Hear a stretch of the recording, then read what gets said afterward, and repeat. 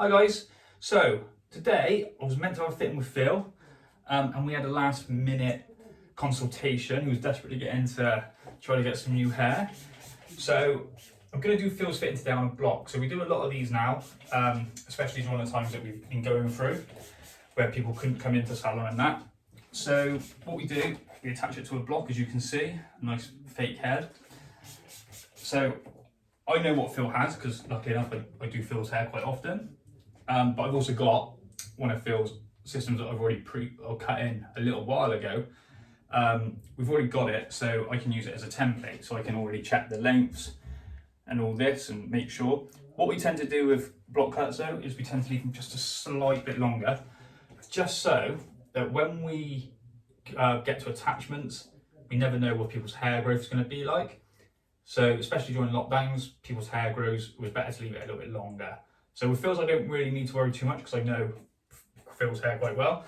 So I'm going to be block cutting this one today, and then we will be showing you another video at some point where I attach it if I need to do any adjustments, and then we'll do that as well. Right, so we start at the back. Spray a bit of conditioner on. Make sure there's no tangles in the hair, nice and straight. And what we do, lean it forward ever so slightly, just trying to get it so you can see a bit better. And then we take sections. So it's no different to anyone who's had a fitting with us before.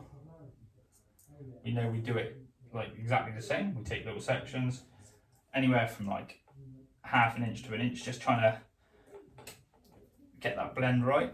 A little bit more conditioner just to soften it up a little bit. Now with this one, as you can see around the back, kind of can see it's going to be around about 1.5 inches. So we're going to aim for around 2 inches on this one. So I look for the bottom layer and take it like that. And what I'm doing is doing a very rough razor cut, just to put myself a little baseline in so I know roughly what I'm going to be aiming for all the way through these layers. So as you can see, just moving around ever so slightly. A few little kinks where the hair's been sat for a while. Wet them down, brush them out.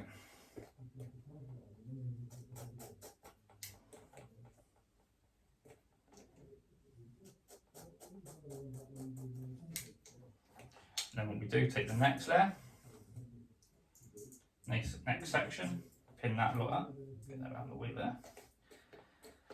And then what we're looking to do, take both sections and blend it roughly the same area so that the upper sections are slightly longer, so that when it blends you get this good thickness around the edge, which covers any kind of like lines or joins that you may be able to see if the hair was way too short, which can happen unfortunately. We see some people have had it cut by friends of theirs or barbers who don't tell them about what they're wearing, and you can end up with quite a bad line in it. But this is why we always razor cut, and we always try to give it quite a textured finish.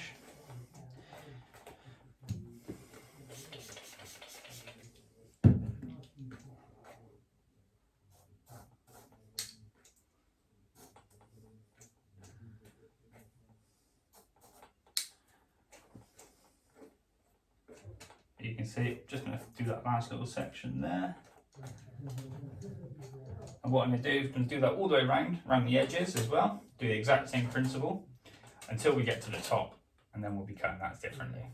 Right, so as you can see, well, you will be able to see, there we go. As you can see, I've done one side of the back now, so I'm going to show you this side a little bit more. So it's exactly the same principle as how we did the back. Getting plenty of moisture into the hair. Angle the head slightly.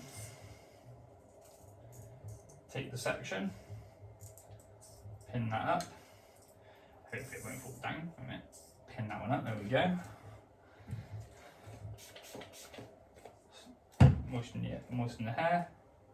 Yeah, again, we're still going for that kind of like 2 inch, 1.5 inch kind of cut. So we can cut quite high. And obviously as we go in, we're blending it into that back section.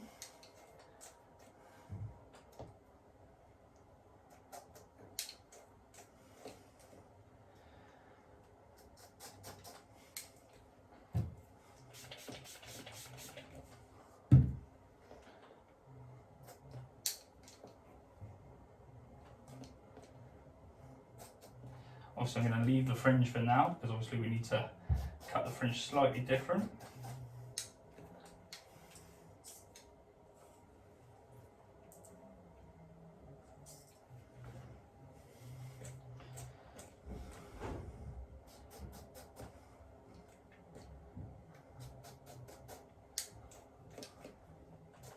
As you can see, just taking off bit by bit, making sure those layers sit nice and even, so that there's no overlap and heavy kind of sections. Right, so now we've done the sides and the back, so the blend is pretty much right. Obviously, like I said, when we attach it, we may have to do a few tiny alterations just to make sure that it fits perfect. So now we're going to cut this top. So looking at the template again, which is Phil's old system, which is just here, unfortunately, right in front of the camera. It's about, I would say, about 2.5 inches long. So what we do, same principle, pick it up. Don't know if you're able to see that against the wall, but just chip into it all the way along.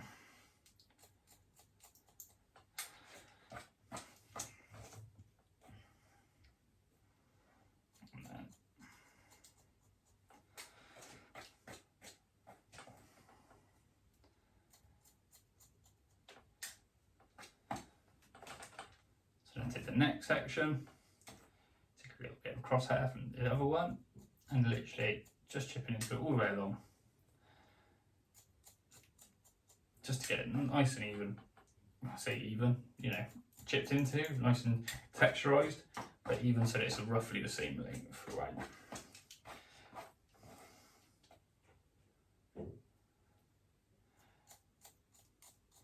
And also, as I start to pick up hair, what you'll start to see is that when I pick up some sections, it already starts shorter here, and it will do the same on this side. And it's because we're starting to get the bulk from the middle, so we know as long as the sides are pretty even, we should be fine taking off all this middle section at the same level.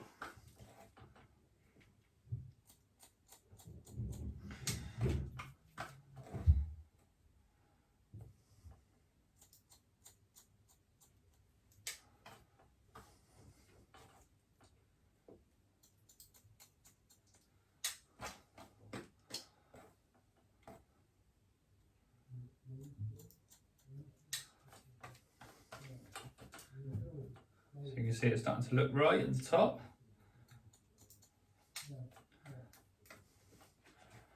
And then what you'll notice with this head, unfortunately, is it's quite small. And luckily for Phil, Phil has a very big bald head. So the template is quite big. So when I get to this front section, you'll notice he's got 3 eyebrows. Unfortunately, just for this system, we have to do it like that, just to make sure that we can get it fully attached to the block. I'll come back when we're doing a bit more of the front. Unfortunately for Troy, my office is right next door, and I heard what he just said about my big head. Well, you know, I didn't make it. I just let you know that. And the truth be known, the reason I've got a hair system is because of my big head. Thanks for reminding me, mate. Thank you. That's what we're here to say the truth as well. You carry on with the cut. So what we're going to do now is we're going to cut this front section, right? So we've already put like the layers through the top, nice and chipped into. We can do a little bit more just to show you. I was cutting down into the hair. Now, as we get closer to this front, we will double check all the sections. Going this way as well. Obviously it's longer bits because I haven't cut the fringe yet.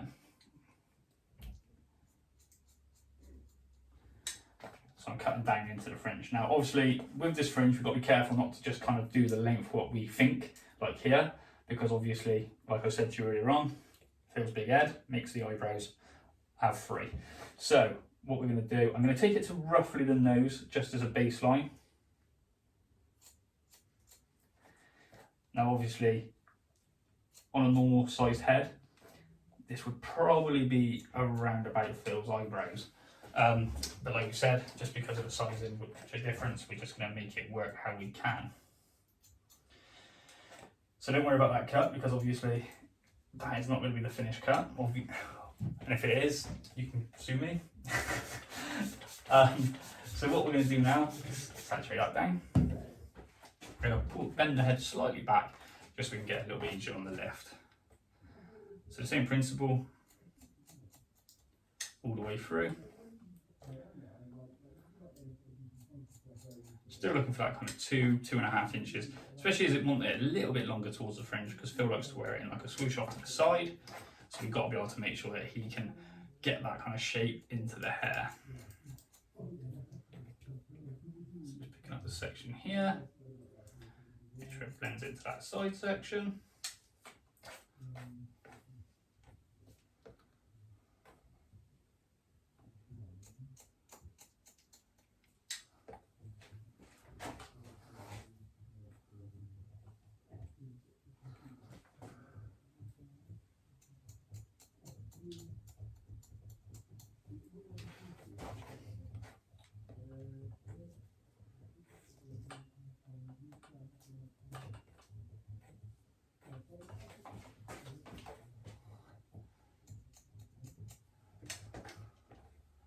Right, so what I'm going to do now is, just because I can't really tell how this fringe is going to sit because it's so low, I'm going to remove the hair system off the block, just move it back ever so slightly so we've got more of a natural kind of shaped hairline, and then I'll get back to cutting that front. Right, so there you go, you can see I've moved it back a little bit now, so obviously the hairline's not quite as stuck because obviously I've not replaced the tape just for that little bit. So what I'm going to do now is just brush the hair across into where I know where Phil likes to wear it. And now I'm going to do is just cross-check my section. Sorry about that, I just don't want to cut my fingers off then.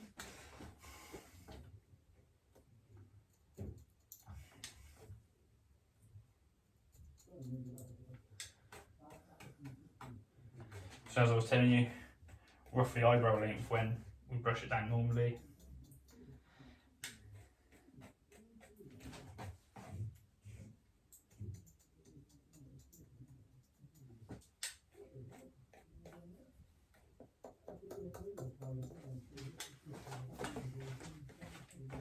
There you go, as you can see.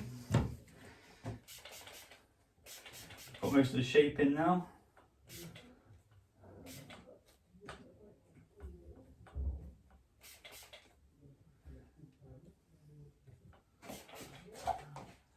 Also, so